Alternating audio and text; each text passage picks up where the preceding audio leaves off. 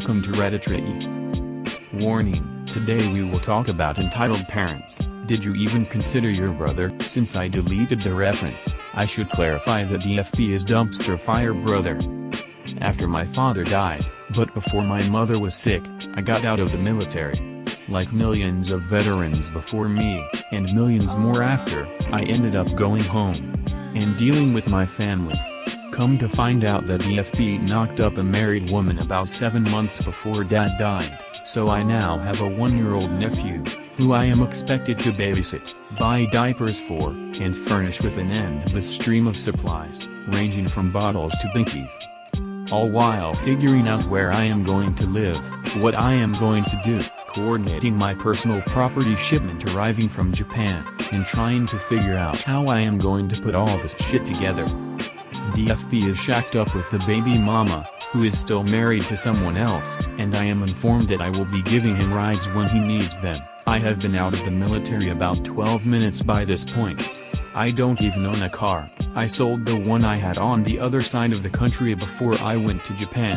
As to how this is going to work, I have no idea. Come to find out that I am now driving my mother to work every morning and picking her up in the afternoons until we find you a car. So my next 2 weeks are filled with shuttling mom, DFP Jr., and little bro, who's a good guy, and just happens to be 6 foot 5 inches and 350 at the tender young age of 15, around anywhere they might need to go. Apparently needing to get a job and live my life aren't on the to-do list. Mom is living off of the proceeds of the 2 small life insurance and credit cards at this point, and I seem to be the only one that understands that this is not going to last forever. DFP is more than happy to have it though. An apartment jammed to bursting with rent-to-own furniture, new electronics, and enough baby toys to outfit a franchise of daycare centers. Baby mama is sporting an impressive wardrobe, and a pile of blatantly fake jewelry that would make Mr. T blush with shame. And now that I'm home, and neither of them have a driver's license, something that DFP would still be without when mom died when he was 27, he has a 24/7 on-call chauffeur. What a deal. After about 3 weeks of this, I need a break. I hop in the car I just bought, and head up the eastern seaboard. I do some job hunting, I hang out with other friends. I make a decision. I receive my household goods from Japan, and hire a moving truck. I tell the family I am moving 750 plus miles away. My girlfriend is coming back from Japan, and I am going to start getting my life in order. Screaming and shenanigans from DFP. Who will take him shopping for comic books? How will he get groceries? He needs me to stay. Here comes mom. Did you consider how this affects him at all? He is a 21-year-old high school dropout with 3 felony convictions, 2 of which are violent, and he is on probation in 3 states. This is hardly the worst thing to happen to him. I have no intention of being his servant the rest of my life. But the baby. Neither of you asked me about any of this. I am not spending the rest of my life picking up after DFP. We will talk more about this when we get back from Universal Studios. And that is a story for another time. Comment down below what do you think about this. And now on to the next story, entitled Grandmother Wants Me to Marry My Cousin. Sweet home Alabama. I know. I am 21, female South Indian, and it's culturally accepted to marry into families. There are many reasons like keeping the wealth in the family. But now times have changed and lower middle class families like mine don't support this. My dad's mom wants me to marry my aunt's dad's sister, son, 29 male. This is so funny as I type. Her reasonings is that she has to see one marriage at least before she dies. My dad has told her no one should bring up the topic of marriage to me till I am done with my studies. My mom, 42 female, has told her that I have to earn and do higher studies. She said to my mom, how much more do you wanna earn now? What you have is enough. Mind you, we are not well off, still living in a rented house, and I have taken educational loans for my studies. My granny says if I want to study then my aunt will pay for it. Oh, and also my uncle fuked my dad over and scammed him in their business. They both are partners. My granny clearly has her favorite children and never has supported my dad and us but rather enabled my uncle. Her other reasonings is that my cousin likes me? I don't know if this is true. It could be. She is telling that if I marry the cousin my aunt would construct a flat in her land and my dad's land which are next to each other and the house would be for me and cousin. Also my dad and mom were cousins. It's fuked up but please don't bash them, which makes marrying into family even a higher risk. My mom's family was super poor at that point and again my granny had no choice but to marry her daughter off as they didn't have proper meals to eat at times. My mom's parents thought they would take good care of my mom as its family, but they didn't. But my dad was good and looked after her good to his abilities until we got scammed, still are getting scammed by my uncle. I have my parents who are getting old and have a younger sister. My dad's land hasn't been legally transferred to my dad yet, so it's my granny's at the moment. She's basically brainwashing my dad and emotionally and financially abusing him. My dad is 55 this year, so he's scared about our futures. If anything, I blame my granny of filling such thoughts in the head of my cousin from such a young age, telling I was his future wife. I remember him at around the age of 12 asking me if I would marry him. I felt weirded out that time. What can I do? Any constructive help is welcomed. Comment down below what do you think about this. And now on to the next story. Entitled Parents. It's been a month and I still don't know how to answer the phone without fighting her. My 23 female mom, 60s, has been calling me 10-15 times a day now. And she texts me non-stop. She drives around my house unannounced. I haven't been talking to her since the Super Bowl because since then I've been livid with her. I was supposed to hang out and watch the game with her, something I did with my dad before his unexpected passing when I was younger, and I wanted to try to continue the tradition with my mom. My boyfriend was dropping me off. He was gonna hang out with his dad. I had no keys, she won't give me any. My mom wasn't home. Was not surprised.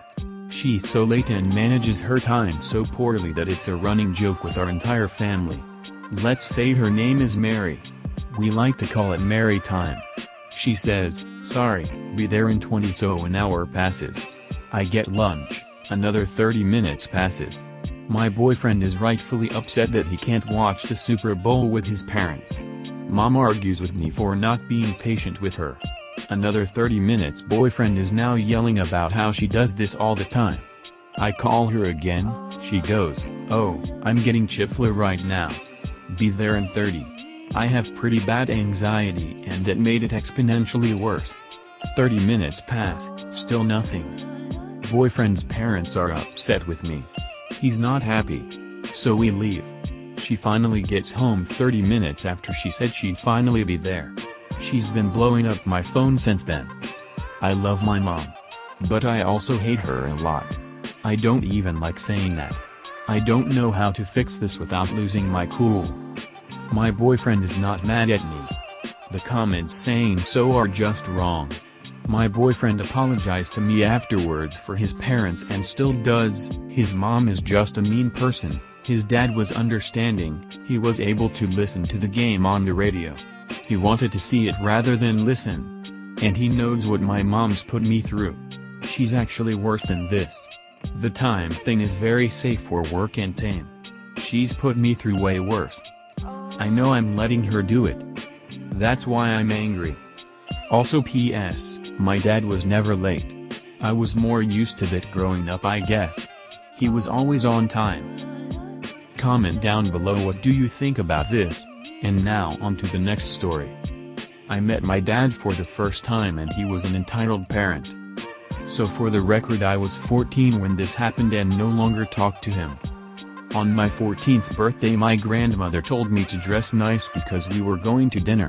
I was okay with this because I was the cook in the family and I didn't want to cook that night, so I put on a long red dress and a pair of heeled boots. This part's important later. We left for the place. My grandmother didn't go because she wasn't wanting to leave home that day, and when we arrived, instead of going straight inside, my grandpa told me to wait by the car. Being curious, I agree, and he walked off, leaving me standing by the truck curious as to what was gonna happen. Soon enough he comes back, but with a man I've never seen before behind him, who introduced himself as my dad. I was having mixed feelings, but when he tried to hug me I pushed him back, to which my grandpa had to inform him that contact with people causes me anxiety. But my dad wouldn't listen, and he hugged me anyway, which sent me into a frenzy of hard to breathe. But once I had calmed myself we went inside. When we got there he was going to pay, but he said he left his wallet. And I learned so did my dad, so I ended up paying with money I made from digital design work. First red flag. When we got sat down, here came 4 other people who also turned out to be his kids, so I figured we all didn't know him and was preparing to hear lots of questions. But the entire dinner my dad had ignored me and spoke to the others as if he knew them. When it was time to leave he stopped me and had asked if I wanted to say hello to my brothers and sisters, as I hadn't talked the entire time. I informed him I was uncomfortable with all of them as they were strangers to me, and that I'd rather not spend much more of my time on something that was going to make me uncomfortable, to which he proceeded to go off. He called me names, told I looked like a whore and I was selfish because his son was turning 20 in 2 days, before telling me I'd never hear from him again. I'm a fatherless person, but I think I'd rather not know him. Comment down below what do you think about this. And now on to the next story. Entitled Mother Taking Money I Get from My Father. So my 18 female parents are divorced. My mom is in the middle of getting married again. But it's safe to say she is completely separate from my dad. My dad's retired but has a lot of money saved, and my mom works for it now. Every month I get money from my dad. It's about £500 for my own spending on food and clothes. My mum takes 60 to 70% of that and uses it for bills and other things when she has her own income. I do plan to move out. However, it makes me upset that whenever I talk to her about her taking the money and leaving me with something I can't live off of for a month, she gets insanely upset and says really terrible things. She spends thousands of her fiancé's money monthly and expects me to live off of less than £150 for a whole month. I would be getting more from government benefits. But she still gets insanely upset and starts calling me names and reminds me constantly how I was neglected and how my father never wanted me. I have suffered from anxiety from the age of 11, which then shifted into other mental issues and being depressed. My mum was also physically violent towards me until I was about 15.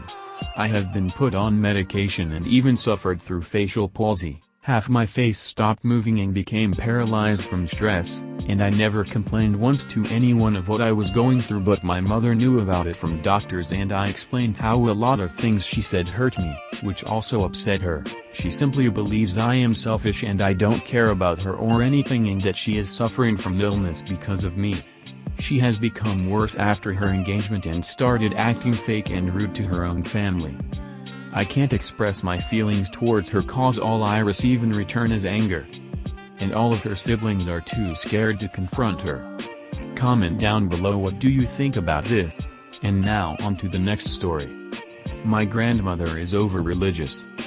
So I admit my grandmother is a nice woman, but when she goes to religion it's all downhill. She is taking me to do ashes tonight, saying it's your religion. It's not my religion. I am an atheist. If I don't want ashes on my forehead, then I don't want ashes, and I feel she needs to learn that. And it doesn't mean she gets to boss me around with the religion. She is lucky I even go to church with her in the first place. And before you type that comment, I am not against Christians, I just hate when they think they are the only religion. This is r/entitled parents. If you like it, please comment, like and subscribe for more video. Thank you and see you next time.